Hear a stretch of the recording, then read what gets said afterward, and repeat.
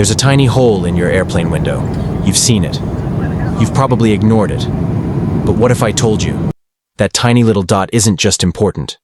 It's the only reason your window hasn't exploded at 35,000 feet.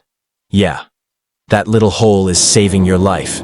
Every single second. It's not there by accident. It's not for design. And it's definitely not a flaw. It's one of the smartest, most critical safety features in modern aviation. And almost no passenger knows what it really does. It controls pressure, prevents fog. And if something goes wrong mid-flight, that hole buys you seconds that could mean the difference between life and death. This isn't just a fun fact. This is aviation survival science hidden right in your face. Today, you're going to learn the shocking truth behind that tiny hole in airplane windows. And once you know, you'll never unsee it. Welcome to AeroVerse. Let's decode the skies. The curious little hole. You've probably seen it before. Small, circular. Located at the bottom of the window's inner layer. People barely notice it. Some think it's a manufacturing defect. Others think it's a drainage hole. But it's none of that. It's called the bleed hole, or breather hole. And it's there with a mission, to balance pressure and manage moisture. It may be tiny, but its job? Massive. Air pressure, the silent killer at altitude. Let's talk about what happens when a plane climbs to cruising altitude. Outside the plane, the air is thin, freezing, and nearly unbreathable. Inside, the cabin is pressurized, warm, and safe. That's a huge difference in pressure. And when there's that much pressure difference, the windows are on the front lines. Without a pressure system, your eardrums would burst. Without strong windows, the cabin would rupture. This is why the bleed hole matters. It controls the way pressure is distributed between the layers of the window. If it didn't exist, the wrong pane might absorb the force and break. And at 35,000 feet, that's not just a crack, that's a catastrophe. Why windows have 3 layers. Airplane windows aren't made of 1 pane, they're made of 3. Outer pane, faces the sky, handles pressure. Middle pane, the backup soldier. Inner pane, cosmetic, the one passengers touch. Now, here's the genius. That tiny hole? It's drilled into the middle pane. Why? Because it keeps the middle and inner panes equal in pressure, allowing the outer pane to take the full load. Without that hole, pressure would distribute evenly across all layers and weaken the system. The hole ensures that only the strongest layer does the heavy lifting, designed to fail, but safely. It may sound odd, but airplane systems are designed to fail gracefully.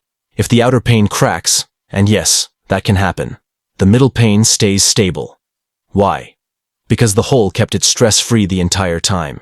It buys precious seconds. It keeps the cabin from depressurizing instantly. It gives pilots time to descend and land safely. That tiny hole is like a pressure manager, a silent hero, one that knows what to do if everything goes wrong. The moisture miracle.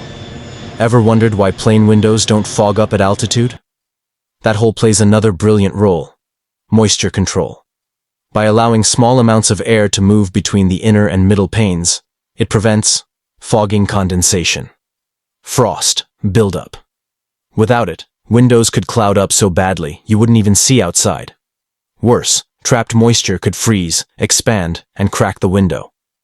The hole keeps the window crystal clear, no matter how cold or humid it gets. Function plus visibility, all in one tiny dot. The engineering behind the hole. This isn't just a hole poked for fun.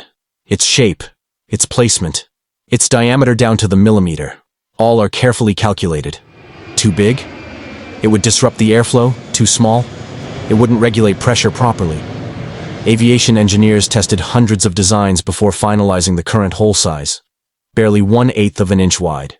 That one perfect size prevents window stress, uneven pressure, dangerous fog or frost.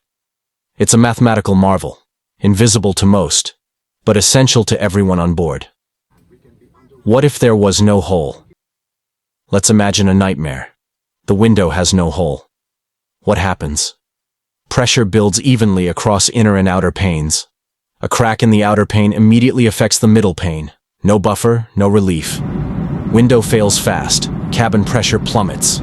At that altitude, you have 15 to 30 seconds of consciousness before hypoxia kicks in. That's all. The hole prevents that chain reaction. It's the tiny delay that gives you a fighting chance. A silent lifesaver, working behind the scenes. Real incidents. When windows go wrong. In 2018, a Southwest Airlines flight made headlines. An engine failure shattered a window, the cabin depressurized. A passenger was partially sucked out. Tragic, sudden, deadly. Incidents like this are rare, but when they happen, we're reminded just how critical every part of the aircraft is. Even something as small as a window hole. That hole can't stop an explosion, but it can delay a full failure. And in aviation, seconds mean everything. The psychology of flight safety. There's something comforting in understanding the details of flight. That tiny hole? It's a symbol of something deeper. That every inch of the aircraft was engineered with your life in mind. It's not just a window. It's a 3-layer shield. It's a system of backups. And that little hole is your reminder that aviation thinks ahead. Far ahead. Knowledge reduces fear. That's why we do this. That's why AeroVerse exists. Final descent. The guardian in the glass. So next time you fly, don't just ignore that little hole. Appreciate it. That tiny dot is managing pressure, blocking moisture, buying you time, and doing it all without thanks or notice. It's one of the unsung heroes of modern aviation. It proves that great design isn't always loud. Sometimes, it's just a whisper in the window. Thanks for flying with AeroVerse, where we don't just tell stories. We reveal the wonders of flight. Hit that like button, subscribe for more aviation secrets, and let us know in the comments. What should we decode next?